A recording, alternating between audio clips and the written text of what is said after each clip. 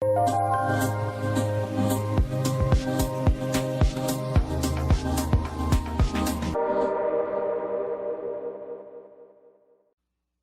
Lehman, breaking it down in layman's terms today. I've got a special guest, a longtime friend, James Muir, author of The Perfect Close, a true sales practitioner.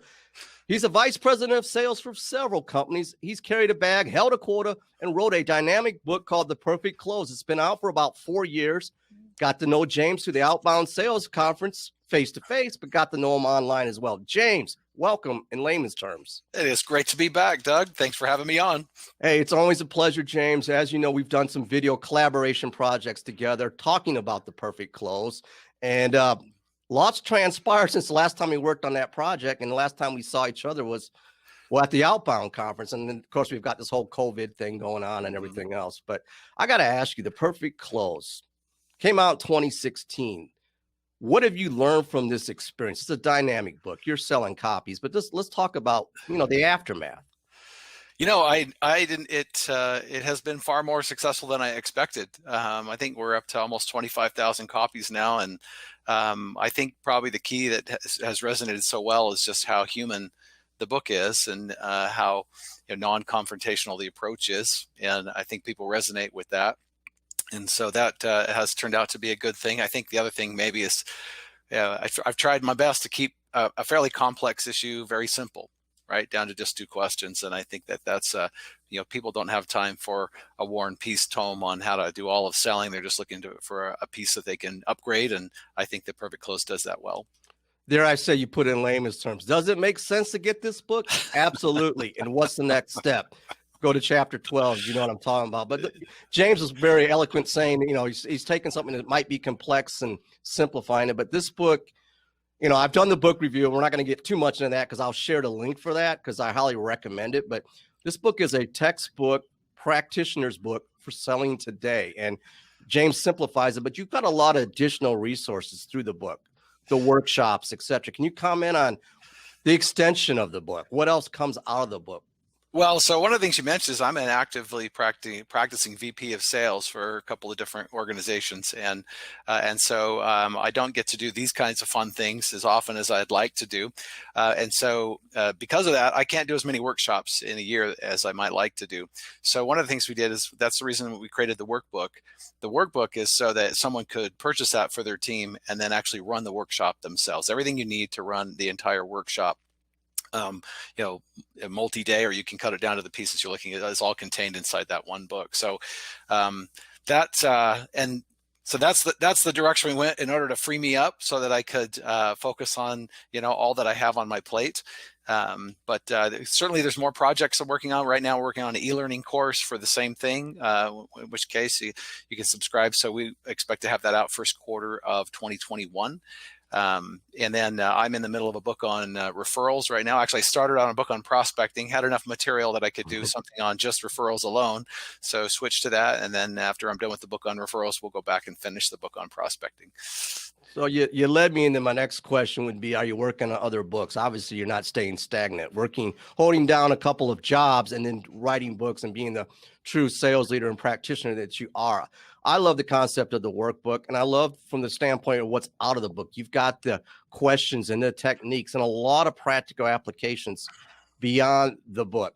Now, you mentioned a lot of, I would say, training programs or virtual programs. We've been hit in 2020 with a major change, not traveling as much. And I know from your job, you're out there doing what you have to do. But if you implemented a little bit more video engagement through The Perfect Close or the branding of what you do?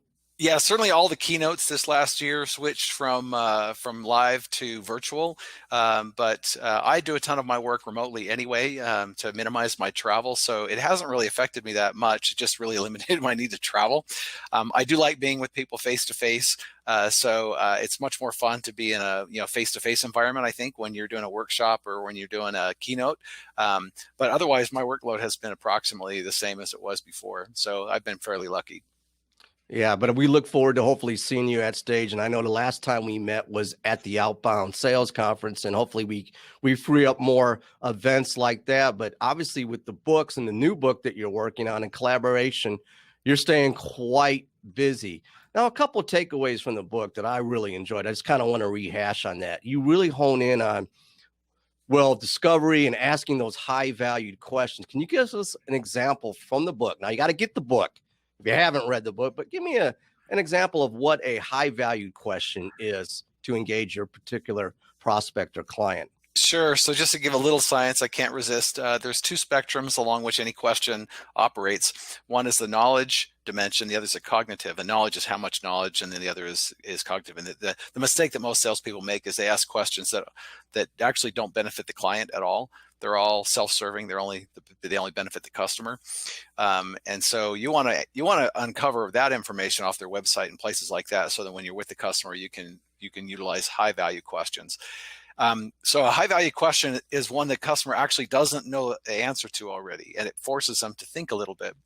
But by nature of forcing them to think, you've added some value to them. So, and there, we show you a little formula on how to craft that in the book, but I'll just give you an example. If I ask a customer, as you think through all the priorities that you've given for this project, how are you going to weigh out which one you're going to weigh the most heavily, and how you're going to meet all those different stakeholders' requirements? And that's a hard question, okay? Because it's forcing them to think, wow, there's a lot of players. I don't know. They're all going to want different things. How am I going to figure out what I'm going to weigh the most heavily? And so it's as much benefiting the customer when you ask that question as it's benefiting you. You'll understand some dynamics, but there's many different ways of crafting a high value question. You can't use too many, because and the mistake, by the way, that the salespeople make is, literally statistically, they will wait about 1 second before they ask another question, or they'll try to answer it for the customer. Right. So, right. yeah. And so what you have to do when you ask a high value question like that is you have to wait. Just be patient. So my advice is, an easy way to stop yourself from talking is just take notes, right?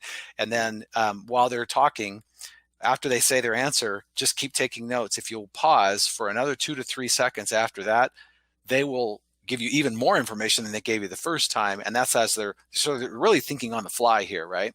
If you happen to be doing that in a room of people, other people will start to pipe in, and you'll get, literally statistically, you're going to get 6 to 10 times more information by just pausing after you ask that high value question and taking notes than you would have got if you'd kept pumping them with different kinds of questions. So I will say this, it takes discipline to learn how to do a high value question. No, it does. And I know that was a high valued question for a high valued response from you. And the idea of taking notes, and having that pause and that cadence, because you're intently listening. And of course, selling with intent is another key factor in the book. And we could get into that, but read the book. But having that intent and asking those questions that are thought provoking, that bring insight, that aren't throwaway questions, is very important. Or else you come off, sometimes if you keep asking questions, you come off that dreaded commission breath. And I love how you say that when you mention commission breath. That's just a takeaway that you want to avoid that. If you could comment how to avoid that, or what is commission breath? Put it in your terms. So when you meet a person, in the first few seconds, there's a couple of determinations that everybody makes, right? Whether you realize you're doing this or not. And there's two things that they're looking at. They're looking at warmth and competence. So what a person says when they first meet another person is they say, what's this person's intention? Are they going to help me, or are they going to hurt me? Right? And then after they've determined which way they think that is, then they look at competence. They say, is this person capable of enacting their intention? Right? And that's the competence side. And a really common mistake that most salespeople make is they think that if they're selling to competence, right? They're saying, if I can just prove that I'm the most competent at solving this problem, then I win. But the truth is, that's not the case. It's all the social science shows that warmth, which is that intention part of it, is actually determined first, and it carries more weight than competence does, right? So now let's tie that to commission breath. I actually I'm managing a sales guy, and one of my customers called me on the phone, and he says, don't ever send that guy back here again. Okay. And I go, why? What happened? And he goes, that guy has commission breath. And what's happening is that guy could tell, first of all, that his intentions right? We're not to help the customer, but we're to help himself. And second, he, maybe question whether or not he had the competence to even help him. And so that there's a little matrix that you can look at that'll actually tell you what feelings this engenders as you look, whether you're high in one or versus the other. But the way I like to think of it is that intent matters more than technique does. You can be really great at the technique, but if they detect that your intentions are bad, in most cases, the whole sales process will become dysfunctional because the customer they'll stop sharing information with you, right? And so how are you, if you're the doctor trying to make a diagnosis so you can prescribe a solution, how are you supposed to do a correct diagnosis if the patient won't give you any information, right? And so that's commission breath in a nutshell. The answer is to get off yourself for a second. Right. When you walk in, lose the ego, like you talk in the first couple of chapters, right? Yeah, just stop thinking about yourself and just go into it thinking, how can I help this person? And it might involve you. Hopefully it does, but it might not. And so just be prepared to recommend what you think the best solution is, regardless of whether it serves you or not. Well, the thing about the perfect close, back to the book and commission breath, and you mentioned having intent, having timing, being able to listen, ask responsive questions. I look at the foundation with the perfect close is you've got the two dynamic questions, but the perfect close is a series of closes to get to the close. And being able to position, am I correct in saying that? You're having the conversation, but you're not check, next answer, check, but it's a series of calculated but responsive, intentful questions to progress the sale along, so you don't continue it, but you want to advance it. Sure. Well, the way that Anthony Iannarino says it is there's a lot of little sales on the way to the big sale. Sure. Right. Or Neil Rackham, basically, when he did his study in the late 80s, what he found is that 9 out of 10 sales encounters actually don't end with a win or lose. That's not what happens. In 9 out of 10 sales encounters, what you end up with is either an advance where the sale moves forward in a little way, or what he called a continuation, which is a situation where it didn't really go forward or backward, but it didn't die either. It just kind of sitting there, maybe plugging up your pipeline. But right. Anyway, so that's what happens at 9 out of 10. So what the advances that you're talking about do is that we think a little bit, all right, when I meet with somebody, since I know that 9 out of 10 of these meetings isn't going to end in me getting a contract, what are the little steps that add up to that big step? Right. And those are the advances that we ask for. And the best practice is to have an ideal one. What's the best thing that could happen from this meeting? And then have a couple of backup plans, so that if your ideal advance proves unrealistic for some reason, what's a second and a third option that you could choose to keep the progress moving forward. And that's all. It's not that much. It's not that complicated, right? No. But what it requires is a little planning before you walk into the meeting. There's a lot of planning involved. When I've read the book, there's a lot of planning. As I said before, this is a textbook for sales, the sales process. And when you talk about continuing the sale, you want to be in that position to advance the sale, but there's got to be sales, there's got to be intent, and there's got to be, action on the buyer side. Where's the buyer coming from? That makes the intent if it's an actionable item, as opposed to what kind of effort, what kind of energy did they put into it? Yeah, that's a common mistake, right? Is that people think that just because, I don't know, you took them to lunch, which happens even less now with COVID, but right. If they watched a demo, what they do is they sort of mistake engagement for an advance. An advance, the customer actually has to do something or risk something or make a decision about something. And those other things are engagement. Engagement is great, but you don't want to mistake just simple engagement for an actual advance.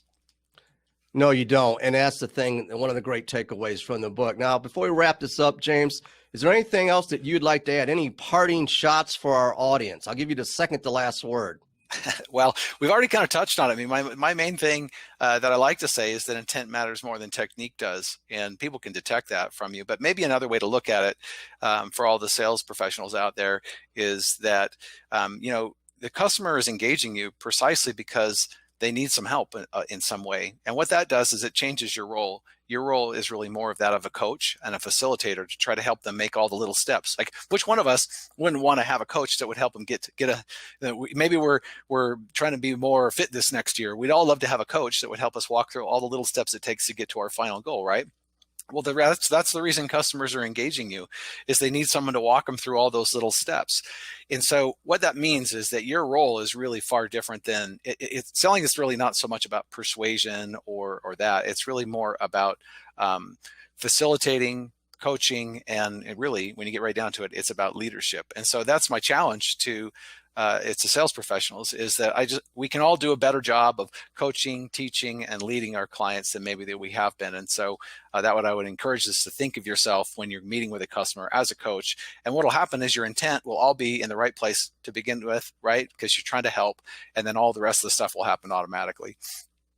I love it. I love what you said about intent, and you hit on the key word of leadership in sales. And James, you're a true sales leader out there. I encourage everybody out there, if you haven't got a copy of his book, definitely check out James's website, his content. He puts out a lot of great content. He posts and he blogs regularly, and he's a writer. He's a true sales practitioner. I look forward to seeing you on stage again, physically, and doing more. James, I want to thank you for coming on Layman's Terms. Hey, thanks for having me on, Doug. It was great. I want to thank you out there for tuning in and social watching.